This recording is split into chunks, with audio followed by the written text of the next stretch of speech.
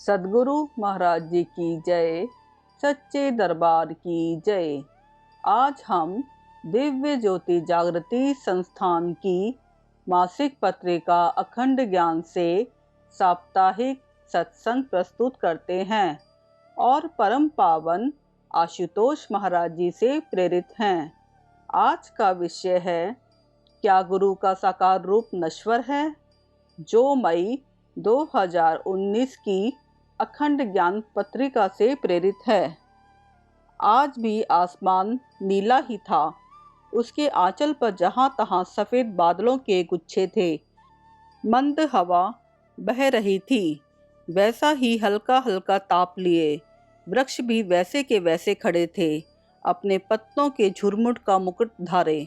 खेत खलिहानों की फसल भी उतनी ही बड़ी थी जितने की हर वर्ष इस मौसम की मेहरबानी होती है। सब कुछ वैसा ही तो था। संसारिक नज़र से देखें तो बिल्कुल सामान्य, पर शायद कहीं दृष्टि बदल गई थी, तभी तो सृष्टि के दृश्य अलग अलग से दिखने लगे थे। यह दृष्टि थी आयुष्मान महाकाश्यप की, महाबुद्ध के परम शिष्यों में से एक। महाकाश्यप के साथ बौद्ध संघ के 500 भिक्षु अर्थात उनके गुरु भाई भी थे। यह पूरा शिष्य समूह पावानगर से कुशीनारा की ओर पैदल यात्रा कर रहा था। महाबुद्ध के आदेश पर ये सभी कुछ माह पहले प्रचार प्रसार के लिए निकले थे। सेवा पूर्ण होने पर वापस बुद्ध चरणों में उपस्थित होने कुशीनारा जा रहे थे। अभी 9-10 दिवसों की यात्रा शेष थी। महाबुद्ध कोसों की दूरी पर थे, पर महाकाश्यप की अनुभवी आंखें इस दूरी को पिघलता देख रही थी। महाकाश्यप का प्रेमी हृदय नए नए एहसासों को समेटने लगा था। जाने क्यों अचानक से ऐसा हुआ था। चलते चलते उन्हें आसपास की प्रकृति में कड़कड़ में अपने शास्ता यानी कि बुद्ध के चरण भासने लगे थे। आसमान की सफ़ेद बादलों में यह लाली कैसी! मेरे बुद्ध के चीवर का गेरुआ रंग जैसे इनमें दिपदिपाने लगा है। महाकाश्यप आकाश की ओर देखकर सोच रहे थे। हवा भी अब मंद मंद नहीं बह रही। कहीं उसकी नई रवानगी में मेरे शास्ता का वेग तो नहीं आ गया। ताजगी भरी ठंडक जो बुद्ध के सानिध्य में बैठकर मिलती है, अचानक हवा में कैसे घुल गई। महाकाश्यप लंबी लंबी सांसें भरने लगे थे। तो देखो, ये वृक्ष भी खड़े खड़े झूमने लगे हैं। कहीं मेरे बुद्ध का आनंद तो इनमें नहीं समा गया। महाकाश्यप आनंद कंद हुए वृक्षों को निहार रहे थे। खेत खलिहानों की ये फसलें पांव उचकाकर, हाथ ऊंचा कर बड़ी बड़ी सी दिखने लगी है। जरूर मेरे बुद्ध के चरित्र की ऊंचाई इनमें प्रवेश कर गई है। महाकाश्यप फसलों को सहलाते हुए आगे बढ़ रहे थे। प्रकृति के रोम रोम में बुद्ध बुद्ध बुद्ध बुद्ध अपनी देह के दायरों से निकलकर विराट हो गए हैं, कायनात रूप हो गए हैं। महाकाश्यप की यह दिव्यानुभूति प्रबल से प्रबलतर हुए जा रही थी। पहले तो महाकाश्यप अपने बुद्ध के पास चलकर जा रहे थे, अब मानो स्वयं महाबुद्ध चले आए थे महाकाश्यप के पास। विश्व रूप होकर बुद्ध ने अपनी अनंत बाहों में उन्हें भर लिया था। आनंदम, आहा, महानंदम, महाकाश्यप उच्चार उठे। संग चलते 500 गुरु भाई उन्हें उत्सुक भाव से देखने लगे। महाकाश्यप ने बताया, आज तक मैंने शास्ता यानी कि बुद्ध का इतना परिपूर्ण अनुभव नहीं किया। शास्ता समीप, अत्यंत समीप, समीपतम आ गए हैं। यह क्या हो रहा है? अहो, अद्भुत, महाअद्भुत। यूं ही आनंदोत्सव मनाते हुए महाकाश्यप लंबी यात्रा तय कर रहे थे। अब कुशीनारा 2 दिवसों की दूरी पर ही था। पूरा शिष्य समूह विश्राम के लिए एक पड़ाव पर रुका। राह बीच भिक्षा पात्रों में जो कुछ मिला था वही सब मिल बांटकर आरोग रहे थे। तभी महाकाश्यप की दृष्टि एक आजीवक पर टिक गई। वह आजीवक कुशीनारा की तरफ से आ रहा था। उसके हाथ में मंदार का फूल था। ऐसे मंदार के फूल तो उसी वन में पुष्पित हैं जहाँ मेरे शास्ता ठहरे हुए हैं। महाकाश्यप के मन में आया। वे बालकों की तरह फुदकते हुए उस आजीवक के पास पहुँचे। कुछ अन्य बौद्ध भिक्षु भी उसके पास घेरा बनाकर खड़े हो गए। हे आबूस, क्या तुम हमारे शास्त्र को जानते हो? महाकाश्यप ने पूछा। आजीवक ने जो उत्तर दिया वो प्रलंकर था। वह बोला, हाँ भिक्षुओं, मैं महाबुद्ध के अंतिम दर्शन करके ही आ रहा हूँ। यह मंदार का फूल मैं स्मृति चिन्ह के रूप में साथ ले आया हूँ। अंतिम दर्शन? क्यों? क्या अब तुम पुनः महाबुद्ध के दर्शनार्थ कभी नहीं आ पाओगे? तुम्हारा स्वास्थ्य बिगड़ा हुआ है? एक भिक्षु ने पूछा। नहीं नहीं, क्या आप लोग नहीं जानते? 1 सप्ताह पूर्व ही महाबुद्ध परिनिवृत्त हो गए, निर्वाण प्राप्त कर अपने परम धाम को लौट गए। आजीवक ने भारी मन से सूचना दी। जैसे ही यह सूचना मिली, शिष्यों के भूगोल में जैसे भूकंप आ गया। उस समूह में बहुत से शिष्य अवितरागी थे, जो सिद्ध और पके नहीं थे। वे पछाड़ खाकर धूलि में गिर पड़े। हाय बुद्ध, हाय शास्ता का रोदन, भयंकर क्रंदन उनके भीतर से उठने लगा। अब हमें उपदेश कौन देगा? हमारा मार्गदर्शन कौन करेगा? संघ की व्यवस्था कौन संभालेगा? बहु प्रकार की चिंताएं उनके रुदन में घुली मिली थी। वे छाती पीट पीट कर घोर प्रलाप करने लगे थे। पर महाकाश्यप मौन थे। हृदय चीर देने वाला पैना खंजर उनके भीतर धस चुका था। बुद्ध का प्रेम पीड़ा बनकर रिसने लगा था, लेकिन उस प्रचंड पीड़ा को वे बिना आंसू बहाए स्वीकार कर रहे थे। बड़े और वरिष्ठ थे ना, पूरे समूह के अगुआ। अपने गुरु भाइयों के गिरते आत्मबल को उन्हें ही संभालना था।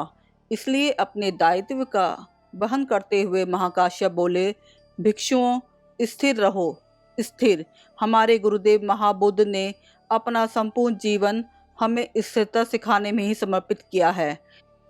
इसलिए सांसारिक मोहग्रसितों की तरह विलाप मत करो। बुद्ध के पाले पोसे हुओं को यह शोभा नहीं देता। स्मरण करो, स्मरण करो, बुद्ध ने हमें क्या आदर्श सिखाए हैं, कौन से उपदेश दिए हैं। महाबुद्ध ने सदा यही कहा है, एक दिन सभी स्थूल संबंधों की जुदाई होनी ही है। जो उत्पन्न हुआ है वह नष्ट होगा ही, फिर चाहे वह मेरी देह ही क्यों ना हो, जो पंचभूतों के संगठन से उत्पन्न हुई है। महाकाश्यप बेसुध गुरु भाइयों को जल पिलाते हुए पुनः बोले, जो उत्पन्न नहीं हुए हैं वही शाश्वत बुद्ध हैं। पहले हमारे लिए बुद्ध केवल कुशीनारा में थे, पर अब देखो और अनुभव करो, बुद्ध वहाँ भी है, यहाँ भी है। बुद्ध का विस्तार अनंत हो गया है। एक स्थूल देह ही त्यागी है बुद्ध ने, पर अब वे जल थल नभ अपने इन विराट शरीरों को धारण कर हमें दर्शन देंगे। 1 सप्ताह पूर्व से जब से बुद्ध ने देह त्यागी, मैं उन्हें व्यापक देख रहा हूँ, नित नित उनका दर्शन कर रहा हूँ। सच कहता हूँ, आप सब भी अपनी वही दृष्टि सक्रिय करो। महाकाश्यप ने आत्मिक संबल देकर सभी गुरु भाइयों को संभाला, फिर सबको साथ लेकर कुशीनारा की ओर चल पड़े। चलते चलते भी स्थिरता और गंभीरता को ओढ़े हुए थे। ओढ़े इसलिए कहा क्योंकि भीतर से उनकी स्थिति कुछ अलग ही थी। भीतर कुछ भी ठोस नहीं रहा था, सब द्रव्य ही द्रव्य था।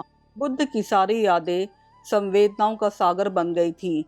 उस सागर की लहरें बार बार आंखों के किनारों से टकराती, पर महाकाश्यप संयम के बांध से उन्हें वही रोक देते। बाहर उनका एक आंसू भी नहीं गिरा, मगर भीतर से मन बहुत रो रहा था, तन का कण कण रो रहा था। उनका चित्त अपने बुद्ध से कह रहा था, मेरे शास्ता, मैंने सबको समझाया है कि आपका अविनाशी रूप निराकार है, उसी से जुड़ो। पर भगवान, यह भी तो सच है कि हमारी आंखों की प्रीत आपके साकार सौंदर्य से जुड़ी हुई है। आपके सुंदर मुखमंडल का आकार ही तो हमारा आधार है। वर्षों से मैं उसी पर केंद्रित होने का तो अभ्यास करता रहा हूँ। आपके जिस दिव्य रूप ने मुझे नश्वरता से अनश्वरता की ओर बढ़ाया, उसे मैं नश्वर कैसे मान लूँ? वह तो अनश्वर से भी ऊंचा और श्रेष्ठ हुआ ना। मैंने आपकी जिन पलकों के उठने और गिरने से सीखा क्या करने योग्य है क्या नहीं, उन पलकों को मैं नष्ट होने वाली माया कैसे मान लूँ? आपकी जो पारदर्शी आंखें मेरे लिए दर्पण बनी रही, जिनमें देख देख कर मैंने अपने मन के एक एक विचार को संवारा। उन आँखों को भला मैं स्थूलता का छलावा कैसे मान लूँ।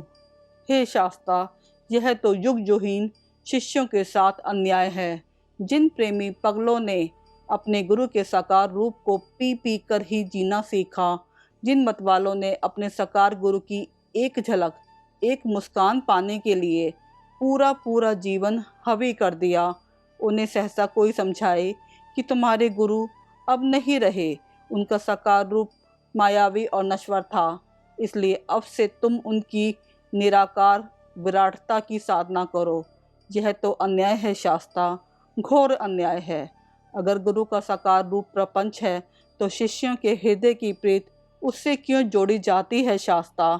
महाकाश्यप के नेत्र आंसुओं को रोक रोक कर इतना परिश्रम कर चुके थे कि लाल हो गए।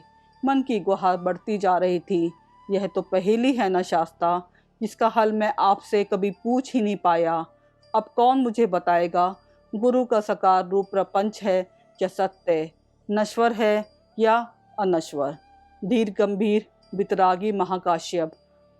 हाँ, यही सब विशेषण जुड़े हुए थे महाकाश्यप से, पर गुरु के बिचोह ने आज विशेषणों पर प्रश्न चिन्ह लगा दिया था। उधर कुसिनारा में कुछ विचित्र ही घट रहा था।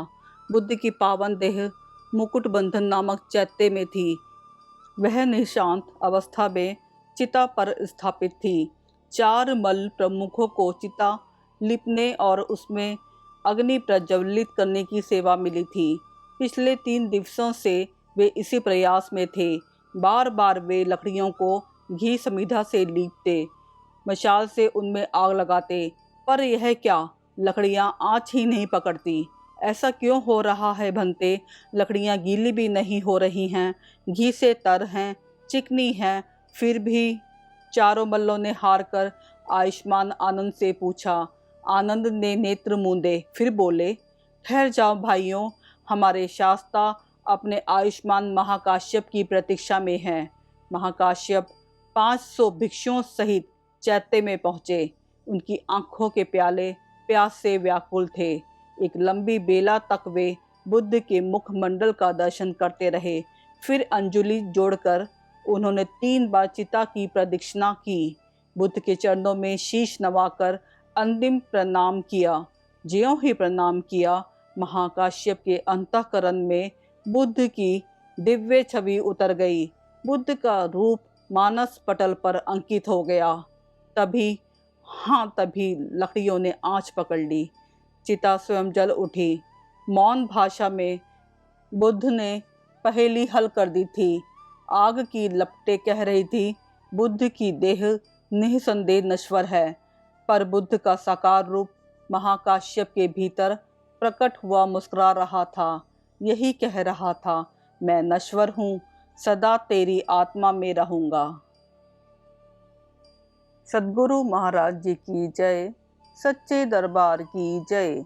इस तरह के और अधिक लेख पढ़ने के लिए हमारी मासिक पत्रिका अखंड ज्ञान 3 भाषाओं हिंदी, अंग्रेजी और पंजाबी में उपलब्ध है। आप नीचे दिए गए लिंक पर क्लिक करके पत्रिका की सदस्यता ले सकते हैं।